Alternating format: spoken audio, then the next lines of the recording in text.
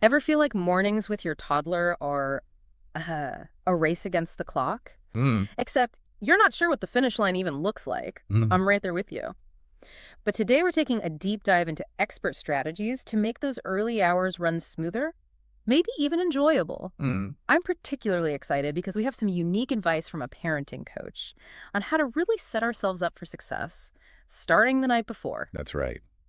We often think of the morning routine as this frantic scramble that starts when the alarm goes off. Oh, yeah. But shifting our mindset to think about it starting the night before is a game changer. Okay, so walk me through this. What specifically can we do in those precious evening hours after the little one is finally asleep? Think about those mornings when you're feeling rushed and maybe a little short on patience.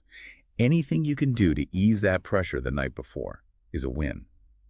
For example, laying out your toddler's clothes. Okay. And not just any clothes, but giving them 2 outfit options. So it's about giving them a sense of autonomy, Right. even within a structured routine. Exactly. It avoids a potential battle in the morning and helps them feel like they have some control over their day. Now, while we're on this pre-planning train, breakfast is another area where we can get ahead of the game. Oh, breakfast. That's always a source of stress for me. Mhm. Getting myself fed is hard enough, let alone a tiny human who changes their mind about what's acceptable to eat more often than I change my socks. I hear you. And that's precisely why prepping breakfast the night before is so crucial. Think overnight oats, pre-cut fruit, even pre-made pancake batter ready to go. You're basically setting up a grab-and-go breakfast station, but Yeah. for toddlers. Yeah. I love that. Okay, so clothes are laid out, breakfast is prepped, but then there's the actual routine itself. How do we move from sleepy-eyed cherub to ready for daycare superhero without it feeling like, well, pulling teeth? This is where the magic of a consistent routine comes in. But beyond just having a set order of events, we need to understand why this works so well for toddlers.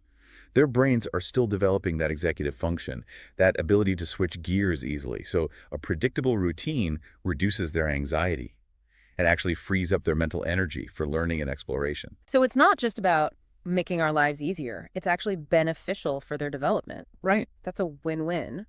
But how do we ensure they stick to this routine? I mean, my toddler's current routine seems to involve a lot of running in circles and helping by emptying every drawer in the kitchen. Visual schedules can be incredibly helpful here. Imagine a chart with pictures of each morning task in order. Toothbrush, breakfast, getting dressed, shoes. Ah, so it's like a visual roadmap for their morning, but with real-life actions. Exactly. Toddlers are very visual learners, so this helps them understand what's expected and what comes next. It eliminates that feeling of being rushed or surprised. Okay, that makes a lot of sense. But let's be honest, even the best laid plans can go awry when you're dealing with a tiny human who operates on their own unique logic. What happens when they decide to throw a wrench in our perfectly crafted morning routine? Well, that's where we move from preparation to a bit more improvisation.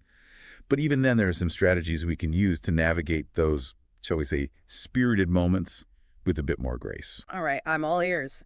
Give me the tools to tackle those toddler tornadoes. One of the most common challenges is, of course, clothing refusal. We touched on giving choices, but let's dive a little deeper into why this works and how to make it even more effective. So often with clothing battles, it's not really about the clothes themselves. It's about your toddler asserting their independence. Uh-huh. Remember, their world is expanding, and they want to have a say in what happens to them. So instead of seeing it as defiance, we should view it as a step towards autonomy. Exactly. And that's why giving choices is so effective. It allows them to participate in the decision-making process, even if it's within a limited set of options. But let's be real. Sometimes even the most carefully curated choices are met with a resounding no. Oh, tell me about it. My son once insisted on wearing a swimsuit to preschool in the middle of winter. Uh-huh. That sounds familiar.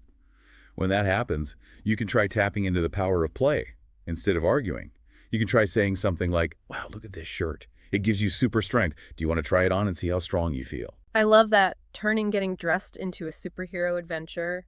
What about picky eaters? My toddler's current food groups seem to be goldfish crackers and the occasional blueberry. Picky eating is definitely a common battleground, and it can be so frustrating when you're trying to provide healthy meals for your little one. It's like they have a sixth sense for anything remotely nutritious. It's true. They seem to be hardwired to crave sugary and salty snacks. But here's the thing to remember. Toddlers are still developing their palates and their sense of independence. So we need to approach mealtime with a bit of understanding and a lot of creativity. Okay, so how do we get them to eat something other than, say, the corner of a peanut butter sandwich? Sometimes it's not even about the food itself, Huh. but the presentation. Have you ever tried cutting their sandwiches into fun shapes or using cookie cutters to make their fruits and veggies more appealing? Oh, that's a great idea. It's like turning a boring old sandwich into a work of art. Exactly. And don't underestimate the power of dipping a little hummus yogurt. Or even guacamole can go a long way in making healthy foods more palatable. Dipping is a magic trick in our house. My son will eat practically anything if it involves dipping. Right. Another strategy is to offer smaller portions. Sometimes a giant plate of food can be overwhelming for a toddler. Try serving bite-sized pieces or deconstructing their meals so they can choose what they want to eat. That makes sense. It gives them that feeling of control we were talking about earlier. And of course, smoothies are always a winner. You can pack in so many nutrients without them even realizing it. Smoothies are a lifesaver. Yeah. Okay, so we've covered clothing. We've tackled picky eaters. But there's another morning challenge that I think deserves its own spotlight. The dreaded meltdown. Oh, yes. The meltdown. The ultimate test of our patience and our parenting skills. Seriously. It's like a tiny human tornado tearing through our carefully constructed morning routine. It's tough because it can happen so suddenly and often over something seemingly insignificant, like the wrong color cup. I know, I once had a full-blown meltdown on my hands because the straw in my son's sippy cup was the wrong shade of blue. It's those moments when you have to remind yourself that they're not trying to make your life difficult. They're simply overwhelmed by their big emotions and lack the coping mechanisms to regulate them. So how do we navigate these meltdown moments without losing our own cool? The most important thing is to stay calm yourself. Remember, your energy is contagious. If you're frantic and stressed, your toddler will pick up on that and escalate. Easier said than done. When you're running late and your toddler is lying on the floor screaming about the socks you dared to put on their feet. I hear you. It takes practice and a lot of deep breaths. Sometimes simply acknowledging their feelings can help de-escalate the situation. You can say something like, I see that you're really upset about those socks. It's okay to feel frustrated. So it's about validating their emotions instead of dismissing them. Exactly. It helps them feel heard and understood, which can sometimes be enough to calm them down. Okay, what if the validation and deep breaths aren't cutting it? Do we have any other meltdown-busting tools in our arsenal? Sometimes a change of scenery can do wonders. If you're inside, take them outside for a few minutes. The fresh air and change of environment can help shift their focus. I love that. It's a reminder that sometimes we just need a little reset button. And let's be honest, there are those mornings when everything seems to go wrong. The baby wakes up early, you spill your coffee, and your toddler decides that today is the day they refuse to wear pants. Oh, I've been there. It's like the universe is conspiring against us having a smooth morning. In those moments, it's important to give yourself and your toddler a little grace. It's okay if things don't go perfectly according to plan. Remember, you're doing the best you can, and sometimes the best thing you can do is just laugh it off and embrace the chaos. I love that, permission to embrace the chaos. It's a reminder that perfection is not the goal. Exactly. And sometimes those messy, chaotic mornings end up being the most memorable ones. Okay, I'm feeling a lot more equipped to handle those inevitable toddler challenges now. What else do we have in our toddler morning routine toolkit? Well, we've laid the groundwork with prepping the night before, embracing routine, and even learning how to handle those toddler curveballs. Now let's refine our approach with some simple yet powerful strategies. Okay, I'm intrigued. What's the first bonus tip? Let's revisit the power of timers. You already mentioned loving them, but I think many parents underestimate how effective they can be. I have to admit, at first I thought timers were just a way to avoid being the bad guy and saying hurry up all the time. But I've realized there's so much more than that. Exactly. It's not just about shifting the blame to a neutral object. It's about tapping into your toddler's natural desire for predictability and structure. Plus, many toddlers are fascinated by gadgets and the concept of time passing. So it becomes almost like a game for them. That's so true. My son gets so excited when he sees me setting the timer. He calls it his magic clock. I love that. Yeah. And it really can feel magical how well it works. Instead of nagging or rushing, you can simply say, okay, let's see if you can get dressed before the timer goes off. It completely changes the dynamic. Are there certain types of timers that work particularly well? Visual timers are great, especially for younger toddlers. Things like sand timers or clocks with a clear countdown allow them to actually see time passing, which makes it more concrete for them. Okay, so we've got timers on lock. What's the next bonus tip that can help us level up our morning game? This one might seem obvious, but it's easy to forget in the whirlwind of parenting. set a good example. Wait, you mean my toddler's actually paying attention to what I'm doing even when it feels like they're living in their own little world? Oh, they're watching. They're absorbing your energy, your tone of voice, how you handle stress. Mm. Think about it. They learn by mimicking us.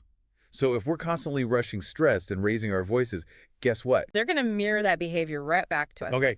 Point taken. So even if I'm internally screaming because I just stepped on a rogue Lego, Right. I need to project an aura of Zen calmness. It's not about being perfect. It's about being mindful. Take a few deep breaths before you enter their room in the morning. Speak in a calm, even tone, and try to focus on connecting with them, even if it's just for a few minutes. It's like we're setting the tone for the whole day right from the moment they open their eyes. Exactly. And remember, this applies not just to our general demeanor, but to how we handle those unexpected challenges. If you spill your coffee, instead of getting frustrated, model a positive reaction.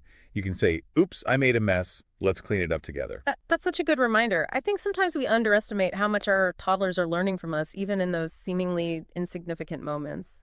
It's true. They're like little sponges soaking up everything we do and say, Okay, one last bonus tip before we wrap up this deep dive.